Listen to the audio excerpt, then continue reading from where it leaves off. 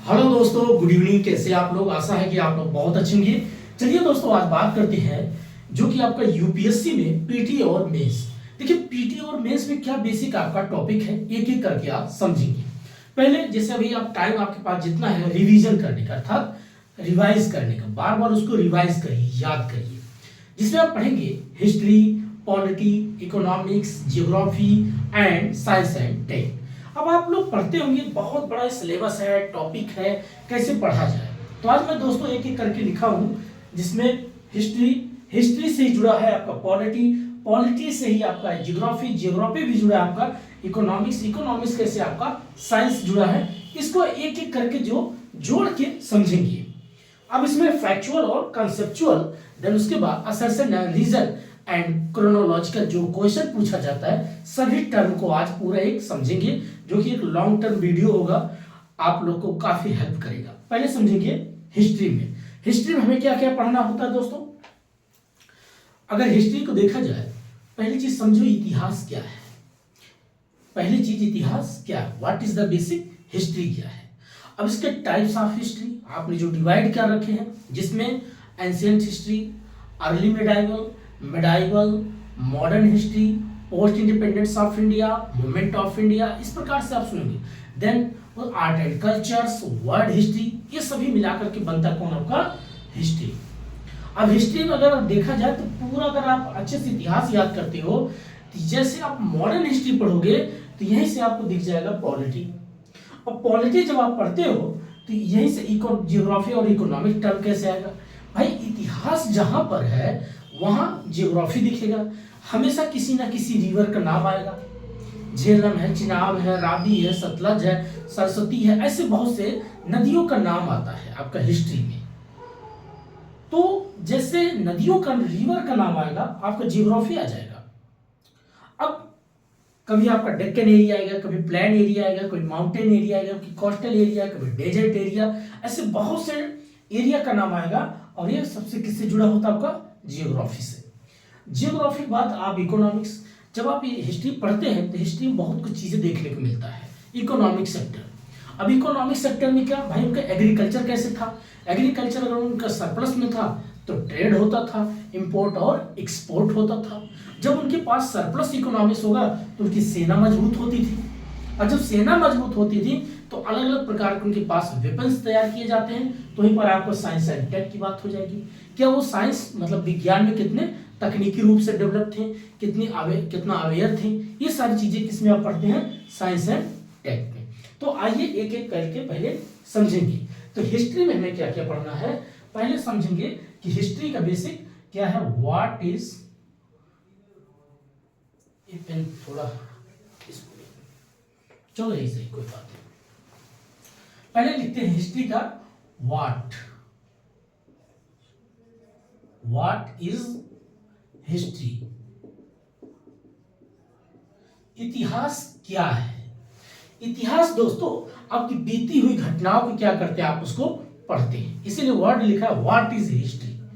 और वेयर, कहां कहां, हु कैसे कैसे हुआ, ये आपके एनसीईआरटी क्लास 6, क्लास 7, क्लास 9 में सभी मिलेंगे। बेसिक कॉन्सेप्ट ही शुरुआत होता है। तो जब आप इतिहास पढ़ेंगे तो इसको आप डिवाइड कर रखे हैं एंशिएंट, ठीक। दूसरा अर्ली मिडिवल, उसको बोलते हैं मिडिवल। देन उसके बाद मिडिवल, देन उसके बाद मॉडर्न, देन उसके बाद नेशनल मूवमेंट या पोस्ट इंडिपेंडेंस ऑफ इंडिया। एक होता post independent of India, then उसके बाद और वर्ल्ड हिस्ट्री,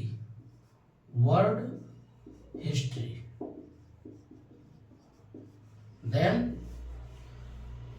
ये आपका नंबर 1, ये नंबर 2, ये नंबर 3, नंबर 4, नंबर 5 और नंबर 6, ठीक है। ये बेसिक आपके इतिहास का आधार बनता है। तो अगर आप इतना सब पढ़ लेते हैं, अब इतिहास में और भी चीजें आती हैं आपकी। अब इतिहास जब आप पढ़ते हैं तो उसको आप डिवाइड करिए 3 भागों में। ये अभी एक टॉपिक सिर्फ बता रहे हैं क्या क्या पढ़ते हैं, ठीक है। उसके बाद इतिहास जब आप पढ़ते हैं इसको डिवाइड करिए अलग चीजों में। किसमें पढ़िए? अब इनका इकोनॉमिक सेक्टर कैसा था, इकोनॉमिक्स सेक्टर कैसा था। दूसरा एडमिनिस्ट्रेटिव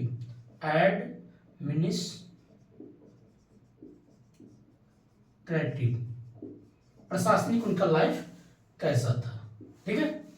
तो इकोनॉमिक्स एडमिनिस्ट्रेटिव 2 हो गया। देन आर्ट एंड कल्चर उनका कैसा था, आर्ट एंड कल्चर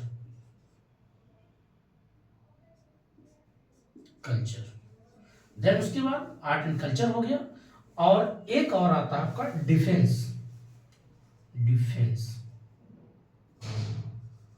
सुरक्षा कैसे था, ठीक है। और एक और जोड़ दीजिए सोशल लाइफ।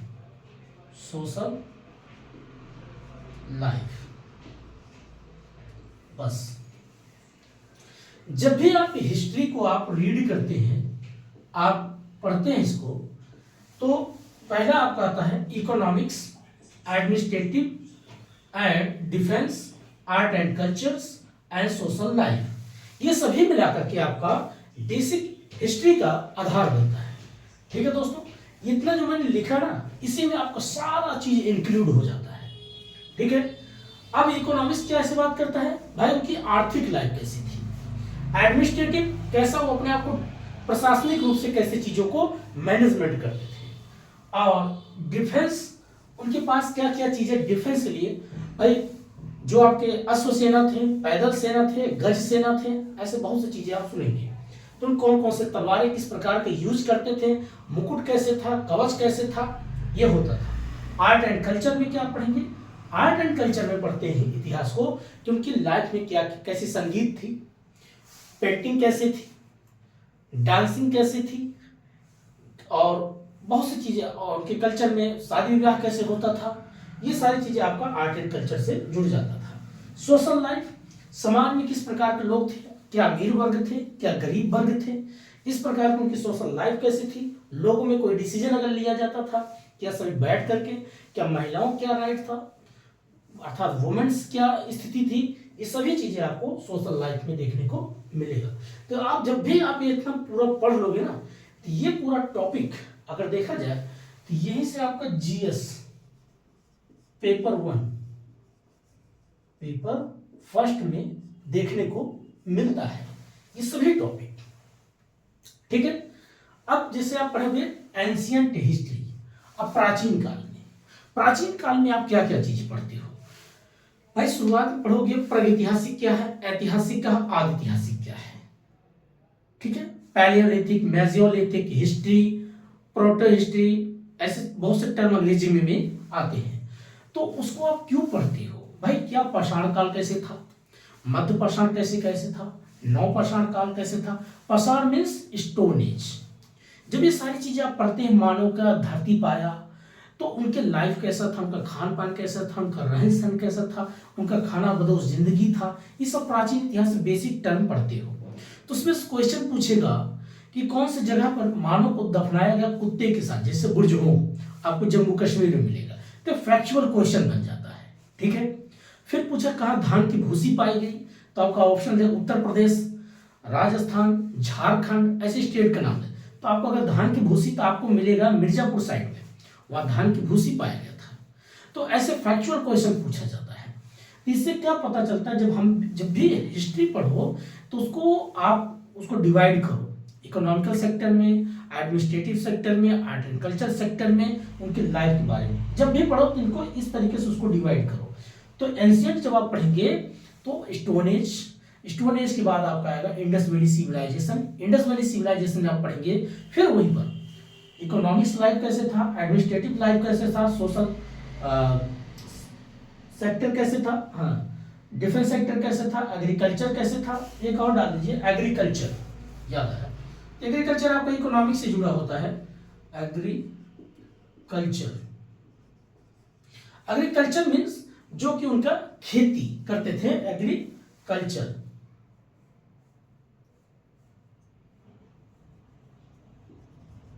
ठीक है, एग्रीकल्चर कैसे था, कृषि कैसे थी, तो ये सारी चीजें बार बार आपको इतिहास में पढ़ना पड़ेगा। तो एंशिएंट में क्या क्या टॉपिक आता है आपका, pre, proto and history, stone age, अब पूर्व पाषाण का, मध्य पाषाण का, नव पाषाण का, उसके बाद इंडस वैली सिविलाइजेशन, देन उसके बाद आप पढ़ेंगे लेटर वैदिक पीरियड, उसके बाद अर्ली पीरियड्स अर्थात ऋग्वैदिक काल, उत्तर वैदिक काल, जिसमें 4 वेद के बारे में पढ़ेंगे, ऋग्वेद, यजुर्वेद, सामवेद, अथर्ववेद, कितने श्लोक, कितने मंत्र, इनके बारे में पढ़ेंगे। देन लेटर वैदिक पीरियड पढ़ेंगे, वर्णा सिस्टम, ब्राह्मण, क्षत्रिय, वैश्य, शूद्र, इनके बारे में पढ़ेंगे, इनका क्या सिस्टम था। देन उसके बाद जैनिज्म, बुद्धिज्म, इनके बारे में पढ़ेंगे। नेक्स्ट टॉपिक आपका इसी में आता है आपका जन क्या है, जनपद क्या है, महाजनपद अर्थात टेरिटोरियल। अब इसमें अलग अलग क्षेत्र की बात होगा, जिसमें 16 महाजनपद की बात करेगा, इनकी कैपिटल के बारे में पूछ लेगा। ठीक है, उसमें सबसे ज्यादा पावरफुल कौन सा ऐसा कैपिटल था, तो आपका मगध आता है। कहां पर था ये, पटना, जिसको पटना आज वर्तमान में, पहले पाटलिपुत्र था, अर्थात मगध का कैपिटल था। ये क्वेश्चन पूछ लेता है। ठीक है, तो आपका एंशिएंट में ये टॉपिक, फिर उससे पढ़ेंगे आप मौर्य काल, मौर्य उत्तर काल। अब Maurya, pre Maurya and post Maurya. तो प्री में आपका पहले पढ़ोगे भाई मौर्य काल कौन थे, चाणक्य के जो नाम आता है उनके बारे में आप पढ़ते होंगे।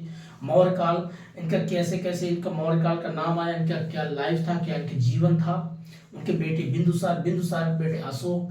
अब अशोक की जब आप पढ़ते हो तो उसके बाद अशोक के जैसे शासन समाप्त हुआ तो वहीं पर मौर्य उत्तर काल आ जाता है। मौर्य उत्तर काल आप जब पढ़ोगे काफी चीज वहां भी आपको सीखने के मिलेगा।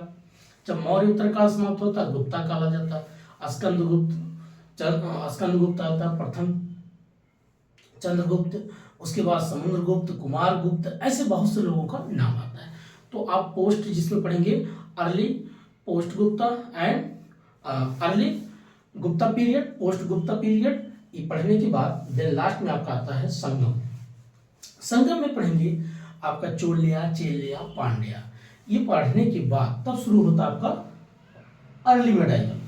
अर्ली मेडाइवल में 712 से लेकर के आपके 11वीं शताब्दी तक, सेंचुरी तक, उसी में आप पढ़ेंगे। इसमें क्या क्या आता है, मोहम्मद बिन कासिम भारत में आता है, उसके बाद महमूद गजनवी, उसके बाद महमूद गजनवी, मोहम्मद गौरी, इनके बारे में आप पढ़ोगे। फिर कुछ उसी में आपका कुछ राष्ट्रकूटा कौन कौन थे, गुर्जर प्रतिहार कहाँ पर थे, इनके बारे में कुछ इतिहास आपको, मराठा का कुछ कुछ ऐसे यहाँ पर अर्ली मेडाइवल में दिख जाती है। फिर उसके बाद मेडाइवल शुरू होती है। मेडाइवल दिल्ली सल्तनत, दिल्ली सल्तनत जैसे आप पढ़ेंगे तो उसमें आपको कौन कौन आएंगे, गुलाम वंश, खिलजी वंश, तो गुलाम वंश, खिलजी वंश, तुगलक वंश, लोदी वंश, सैयद वंश, इनके बारे में पढ़ेंगे। तो जब इनको पढ़ने के बाद अगला इसी में आपका मॉडर्न हिस्ट्री, मॉडर्न कहते हैं सॉरी मेडाइवल हिस्ट्री में अगला टॉपिक इसी में आपका आता है, जिसको बोलते हैं मुगल पीरियड काल। बाबर, हुमायूं, जो बेसिकली बाबर, हुमायूं, अकबर, जहांगीर, शाहजहां, औरंगजेब, इनके बारे में आप पढ़ेंगे। ये आपका मेडाइवल हो जाता। फिर पोस्ट मुगल काल पढ़ेंगे, जिसमें आपका 712 से लगभग अगर देखा जाए तो आपका 712 तक से शुरू होगा, सॉरी 712 कह रहे हैं, 1858 की जब तक आपका 1857 की जो क्रांति होती है, यहाँ तक बहादुर शाह जफर तक का पढ़ेंगे। कौन सा, मॉडर्न हिस्ट्री। अगर वही देखा जाए तो मेडाइवल में होती है। तो मॉडर्न हिस्ट्री कब से शुरू होती है, आपका पुर्तगाल, डच, फ्रांस, अंग्रेज, पुर्तगाल, डच, अंग्रेज, फ्रांसीसी, PDEF उसको कोड बनाते हैं। मॉडर्न हिस्ट्री जैसे आप पढ़ेंगे यहीं से एक पॉलिटी का बेसिक आधार बनना शुरू हो जाता है। ठीक है, अब पॉलिटी में क्या क्या हम पढ़ेंगे, एक एक करके बात करते हैं। इसके पढ़ेंगे बैकग्राउंड ऑफ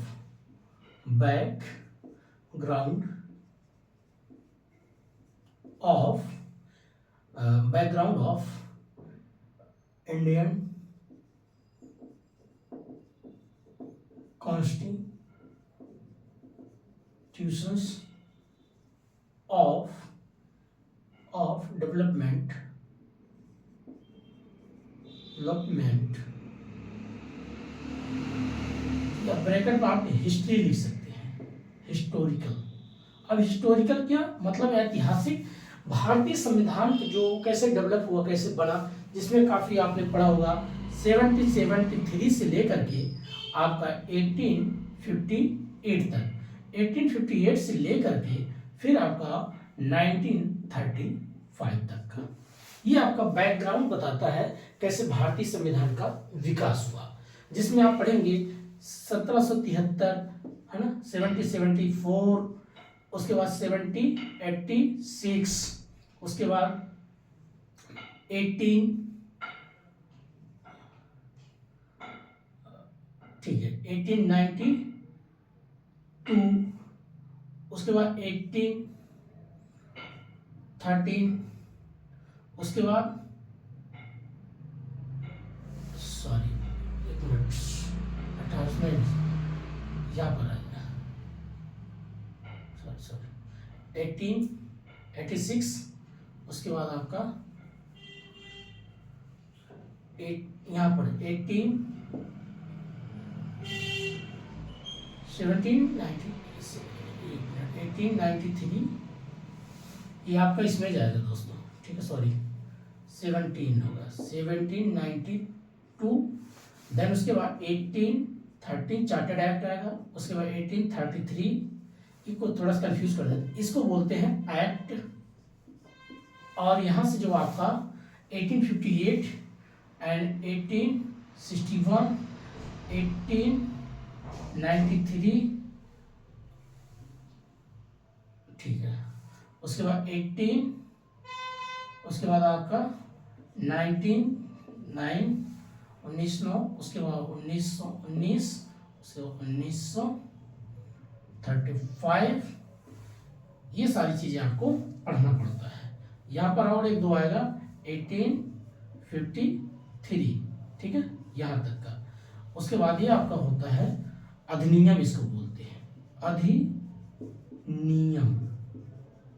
ठीक है, इसको बोलते थे एक्ट, एक्ट एक्ट, अंग्रेजी में ACT एक्ट, ठीक है। ये बेसिक बैकग्राउंड यहां से बनना शुरू होता है आपका, कौन सा, पॉलिटी का बेसिक आधार। यहां जितने होते थे वो गवर्नर होते थे, और ये जो होते थे आपके वायसराय, वायसराय, रॉय, अरे जगह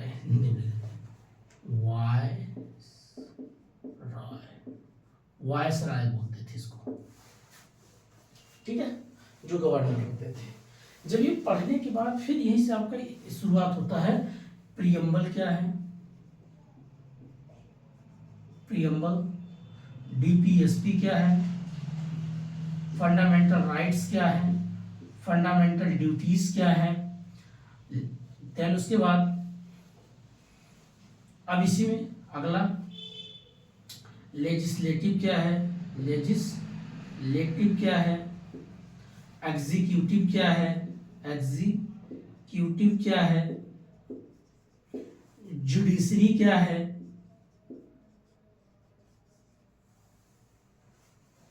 देन उसके बाद अगला नेक्स्ट टॉपिक इसी में अगला आता है, एस्टिट्यूट कितने हैं, पार्ट्स कितने हैं, sources of constitutions, Bharat Indian constitution, Bharat India लिख देते हैं, इंडियन कॉन्स्टिट्यूशंस, ये बेसिक चीज। तो ये सब सारी चीजें आप इसमें पढ़ते हैं। फिर आगे आप भी और पढ़ेंगे इसी में लेजिस्लेटिव, जिसमें आप पढ़ेंगे लोकसभा, राज्यसभा, सेंटर में स्टेट पढ़ेंगे, विधान परिषद, विधानसभा, यहाँ प्रेसिडेंट, यहाँ गवर्नर, इनके बारे में अच्छे से समझेंगे। तो ये जितना अगर आप इतना अच्छे से पढ़ लेते हैं कि आपका पॉलिटी मजबूत हो जाता है। देन नेक्स्ट टॉपिक अब बात करेंगे कौन सा, आपका जियोग्राफी में। जियोग्राफी जब आप पढ़ोगे तो इसको दो भागों में बांटना, एक आपका वर्ल्ड जियोग्राफी, वर्ल्ड, और एक इंडियन। अब वर्ल्ड में जिसमें physical geography, human geography, economical geography,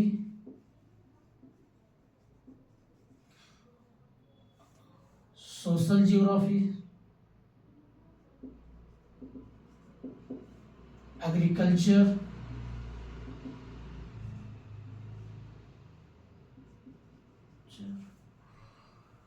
ठीक है, ट्रेड, ठीक है, ये बेसिक चीज आपका इसमें आता है। और एनवायरमेंट,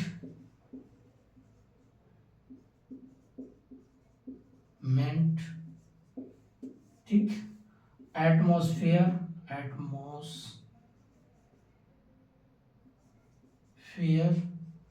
क्लाइमेट, ओशिनोजियोग्राफी, जियोग्राफी,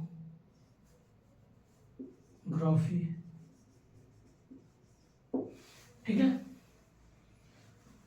उसके बाद आपका ये सभी मिलाकर के आपका वर्ल्ड जियोग्राफी में, वर्ल्ड इसमें 7 कॉन्टिनेंटल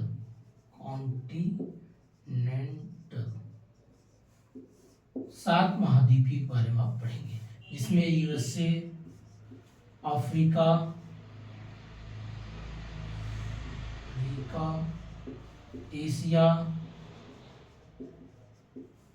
1 2 3, उसके बाद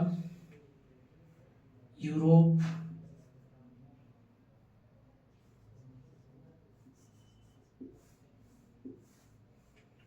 उसके बाद आर्कटिक, अंटार्कटिका,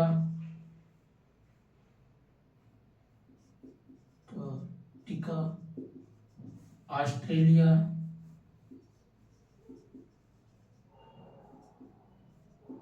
ये सारी चीजें 7 कॉन्टिनेंटल, इसके बारे में आप पढ़ेंगे, ठीक है।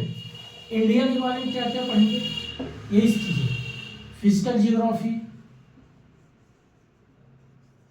ह्यूमन जियोग्राफी, इकोनॉमिक्स जियोग्राफी,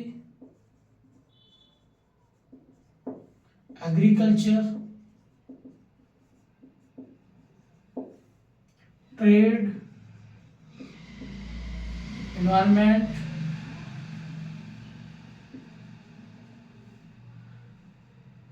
ठीक है, ये सभी आपका। उसके बाद एक होता है इंटरनेशनल टाइम जोन या नेशनल टाइम जोन, ठीक है। बस इतना अगर आपने अच्छे से पढ़ लिया तो पूरा आपका जियोग्राफी कवर हो जाता है। और वर्ल्ड का जो कि बेसिक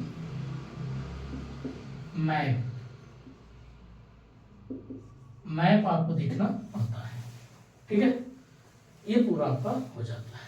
नेक्स्ट हम बात करेंगे इकोनॉमिक्स में क्या क्या पढ़ना है। इकोनॉमिक्स में आप जब पढ़ेंगे तो पहले आप देखेंगे इसमें क्या क्या, भाई पहले देखेंगे Indian economics,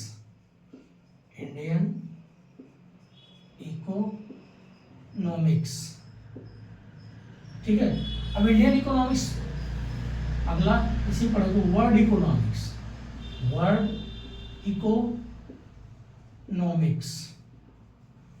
next statics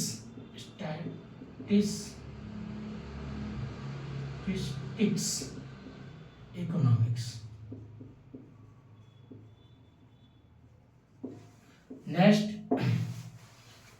next उसके बाद ह्यूमन इकोनॉमिक्स,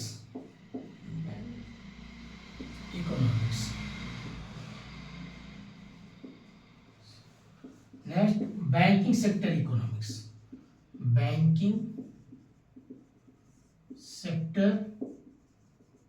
इकोनॉमिक्स, ठीक। Next finance economics, economics. Next agriculture economics, agricultural economics, next ये जितने टॉपिक है दोस्तों, ये मैं जो लिखा रहा हूं ये सभी पेपर में आपको। देन उसके बाद investment model, investment model,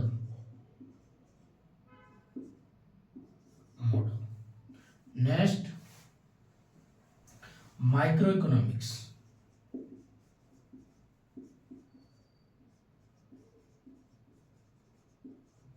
next micro economics. ठीक है, अब इसमें उसके बाद कुछ टर्म पढ़ोगे। नाफ्टा क्या है, नाफ्टा, साफ्टा, ठीक है, नाफ्टा क्या है, साफ्टा क्या है, इन्फ्लेशन क्या है, डिफ्लेशन क्या है, टाइप्स ऑफ इन्फ्लेशन। उसके बाद देखिए और ट्रिम्स, ट्रिप्स, ठीक, ट्रिम्स क्या है, ट्रिप्स क्या है। उसके बाद AO, ये क्या है, ये बेसिक टर्म आपको WTO, WTO, world bank, IMF, SDR, ठीक है, ADR, GDR, IDR, ये सब जितना मैंने लिखा है दोस्तों, इस पूरा आपका इकोनॉमिक्स का कहीं से भी क्वेश्चन अगर पूछेगा तो पूरा एक टॉपिक है। जब ये सब पढ़ लोगे देन नेक्स्ट टॉपिक आपका शुरू होता है, कौन सा, साइंस एंड टेक्नोलॉजी। अब साइंस एंड टेक्नोलॉजी पढ़ोगे क्या क्या, biotechnology, biotechnology,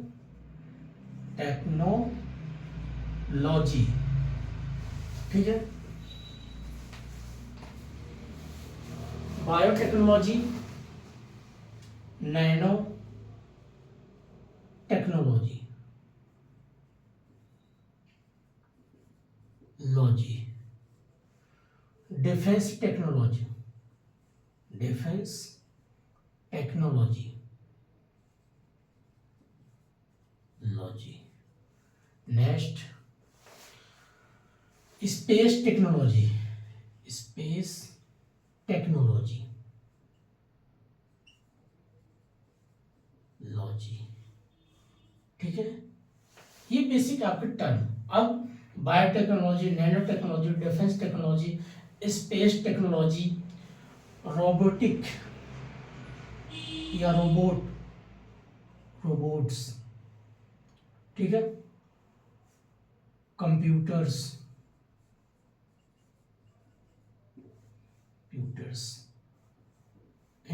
ICT, information and communication technology. Then इसी से जुड़ा है साइबर टेक्नोलॉजी,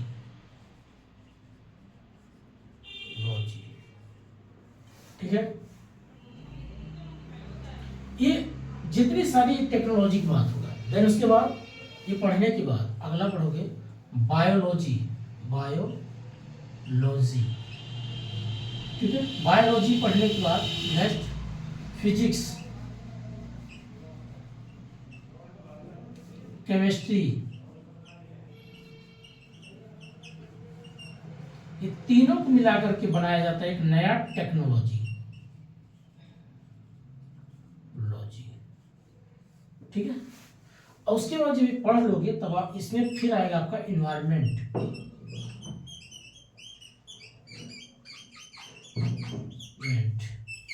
इन्वायरमेंट का फिर आएगा नेक्स्ट, इसी में आपका लाइफ, इसका क्या इम्पैक्ट पड़ता है, इम्पैक्ट क्या पड़ता है आपके जीवन पे, और कितना आप अवेयर हो साइंस और टेक्नोलॉजी में, कितना आप जानते हो।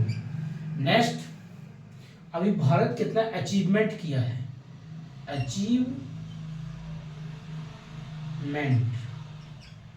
कितना किया है। बस अगर इतना सारा आप पढ़ लेते हो ना, तो साइंस एंड टेक्नोलॉजी हो गया, इकोनॉमिक्स हो गया, ज्योग्राफी हो गया, पॉलिटी हो गया, हिस्ट्री हो गया, ये सभी मिला करके आपके बनते हैं यूपीएससी बेसिक आधार बनता है।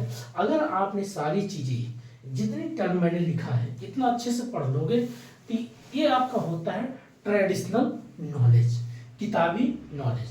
जब आपका किताबी नॉलेज पूरा हो जाता है तब इसी के ही आधार पे, माफ करना दोस्तों, इसी के ही आधार पे आपका क्या बनता है नेक्स्ट, इसी सभी को जोड़ करके तैयार बनता है करंट अफेयर्स। सभी को जोड़ दोगे इसी पर आपका तैयार किया जाता है करंट अफेयर्स। करंट अफेयर्स मतलब समसामयिक। अब करंट अफेयर्स में क्या क्या अफेयर्स, इसमें जो करंट में क्या चल रहा है, हिस्ट्री में आप कुछ नहीं होगा, पॉलिटी में सबसे ज्यादा करंट होता है, इकोनॉमिक्स और साइंस एंड टेक्नोलॉजी। तो जो सबसे ज्यादा उसको स्टार बनाइए, ट्रिपल स्टार करिए, ये इंपॉर्टेंट है। ये टॉपिक्स ये सब इंपॉर्टेंट है आपका, ये इंपॉर्टेंट है। ये क्या है आपके करंट में सबसे ज्यादा हमेशा कोई कोई इवेंट एंड इश्यूज क्रिएट होते हैं। इवेंट वो होती है जो भी घटनाएं घटती रहती हैं, जब वही घटनाएं लगातार लंबे समय तक चलती रहती हैं तो ही बन जाता है आपका इश्यूज। ठीक है, तो आपको करंट के हिसाब से चीजों को देखना है, न्यूज़पेपर को पढ़ते रहना है, अवेयर रहना है कि देश दुनिया में क्या चल रहा है। और देश दुनिया से जुड़ा हुआ एक और, तो आगे पढ़ोगे आईआर। इसी में जो आपको वर्ल्ड हिस्ट्री होता है दोस्तों, यही बनता है आपका आईआर, यही से आपका आईआर है, इंटरनेशनल रिलेशन। ये टॉपिक यहां से निकलता है। ठीक है, ठीक है दोस्तों, जब ये सब पढ़ लोगे अच्छे से ना, अच्छे से तैयार कर लोगे, तो ये पूरा आपका ट्रेडिशनल नॉलेज को करंट के साथ देखो। अब करंट के साथ कैसे भाई, अगर मान लीजिए बीओपी, बैलेंस ऑफ पेमेंट, आप चैप्टर पढ़ेंगे तो उससे पूछा जाएगा कि क्यों पढ़ते हैं। जैसे अभी आपका देखा गया रुपए की वैल्यू कम होती जा रही है, तो इसके पीछे दो रीजन है। एक होता था डेप्रिसिएशन, एक होता था डिवैल्यूएशन। डेप्रिसिएशन में खुद हम क्या करता हम, अब जैसे प्रेजेंट टाइम में डेप्रिसिएशन है रुपए, क्यों, हमने सबसे ज्यादा क्या कर लिया, आपने पढ़ा होगा नीर क्या है, रीर क्या है, ये बेसिक चीजें आपने कभी सुना होगा। रीर और नीर एक टॉपिक में बताऊंगा जब इकोनॉमिक्स पढ़ाऊंगा। दूसरा, इसी में आपका इंपोर्ट और एक्सपोर्ट सबसे ज्यादा डिपेंड करता है। अगर आप सबसे ज्यादा इंपोर्ट के बजाय एक्सपोर्ट करोगे, अगर बाहर कोई चीज भेजोगे तो आपकी क्या होगी, आप प्रोडक्शन करेंगे, मैन्युफैक्चरिंग करेंगे तो लोगों को रोजगार मिलेगा। जब लोगों को रोजगार मिलेगा तो अपने देश में ही प्रोडक्शन ज्यादा होगा, तो हम अलग अलग देशों में क्या करेंगे, चीजों को सप्लाई करेंगे, बेचेंगे, तो हमारे पास डॉलर भी आएगा, येन भी आएगा, पाउंड भी आएगा, यूरो भी आएगा, दिनार भी आएगा, देहरान भी आएगा, देहरान जो भी है, अलग अलग देश की सभी करेंसी हमारे पास आएगा, डॉलर भी आएगा, तो हम उससे पैसे से क्या कर सकते हैं, व्यापार कर सकते हैं। लेकिन जब पता चला हम हर एक देश से इंपोर्ट करते रहेंगे तो हमारे ऑटोमेटिक क्या होगा, ट्रेड में घाटा होता जाएगा। जब घाटा ज्यादा हो जाएगा तो हमारे रुपए की वैल्यू कम होती चली जाए। और भारत सबसे ज्यादा किस पे डिपेंड है, क्रूड ऑयल पे, कच्ची सामग्री पे। हमारे पास अभी भी एनर्जी की सबसे बड़ी दिक्कत है। जब तक हम अपने देश में R&D पे पैसा नहीं खर्च करेंगे, रिसर्च एंड डेवलपमेंट में, तब तक हमारा देश आगे बढ़ ही नहीं सकता। उस पर सरकार को खुद संज्ञान लेना चाहिए, डिसीजन लेना चाहिए, सोचना चाहिए, और तभी कुछ नई चीज का डेवलपमेंट होगा, तब लोगों को रोजगार मिलेगा। इसके ऊपर जब भी आप कोई टॉपिक पढ़ो तो उसको कनेक्ट करके पढ़िए। ठीक है, क्या करो, कनेक्ट करो। तो भाई इकोनॉमिक्स में अगर कोई चेंज होगा तो हमारे सोशल लाइफ पे क्या चेंज होगा, तो सोशल से किससे जुड़ा होता है आपका, हिस्ट्री, और हिस्ट्री किससे जुड़ा है, पॉलिटी। तो अगर यहाँ पर कोई चीज चेंज होता है इकोनॉमिक्स में, तो आपका पॉलिटी में काफी चीजें चेंज हो जाए। अब जो कोई सरकार सत्ता में होगा तो विपक्ष उसको हर एक सवाल से उसको घेरेगी, ये होगा ऑटोमेटिक, ये लोकतंत्र है। तो आपको पॉलिटिक्स सिस्टम में देखिए कि भाई सत्ता में जो सरकार है उसने कौन सी पॉलिसी बना रही, कितना उसकी पॉलिसी, जैसे होता है ना एक डिसीजन होना और एक एक्टिविटी, एक होता है निर्णय लेना, एक होता है इम्प्लीमेंट करना, अर्थात एक क्रियान्वयन और एक निर्णय लेना। अगर आपका निर्णय लेना अच्छी बात है, अगर क्रियान्वयन अच्छा नहीं होगा तो आप अच्छे सरकार सत्ता नहीं साबित कर सकते कि मैं अच्छा रूल किया। लेकिन अगर आपका पता चला डिसीजन गलत था लेकिन आपने क्रियान्वयन अच्छा किया तो आप अपने आप को मेंटेन कर सकते हैं, आप सत्ता में जो भी सरकार होगी वो बेहतर करके दिखा सकती है। विपक्ष क्या करती है, जो भी आप में कोई कमियां दिखेगी तो तरह तरह के सवालों से आपको क्या करती है, वो घेरती है, वो आप पे सवाल करना शुरू करती है। आजकल तो अब तो सोशल मीडिया है, लोग कुछ बातों को अफवाह बना देते हैं, कुछ बातों को सही भी होता है। आजकल एआई का जमाना आ चुका है, बहुत सी चीजें फेक है। तो जैसे एआई की बात होगी तो आपका साइंस एंड टेक्नोलॉजी पे आ जाइए। जैसे कंप्यूटर के जमाने में अब कोई व्यक्ति है, किसी का चेहरा काट के किसी पे जोड़ दिया गया, किसी का आवाज को ऑटो ट्यून कर दिया, चेंज कर दिया, तो ये भी क्या है, एक प्रकार से पता चलो व्यक्ति नहीं बोला है लेकिन उसकी बात को काट काट छोटा छोटा करके आप उसको एक प्रकार से विज्ञापन कर रहे हैं, एडवर्टीजमेंट कर रहे हैं, समाज में एक भड़काऊ बयान दिला रहे हैं, जो कि ऐसा घटना कभी हुआ ही ना हो, और कहीं का रोड़ा कहीं का ठेकड़ा फोड़ने वाली कहानी जो अवधि में कहावत होती है। तो इस प्रकार की समस्याएं क्रिएट होने लगती हैं। तो हमें क्या करना है, पहले सिलेबस को अच्छे से देखना, history, polity, geography, economic, science and tech. जब ये सब याद हो जाएंगे तो ये आपका पूरा जीएस क्या करता है, यही आपका सब मेंस में काम करता है, और जब मेंस बेहतर होगा तभी आप आगे कुछ कर सकते हैं। अब बात करते हैं दोस्तों सी सेट की तैयारी कैसे करेंगे, जिसमें आपको मैथ है, रीजनिंग है, कॉम्प्रिहेंशन है, डाटा इनसफिशिएंट है।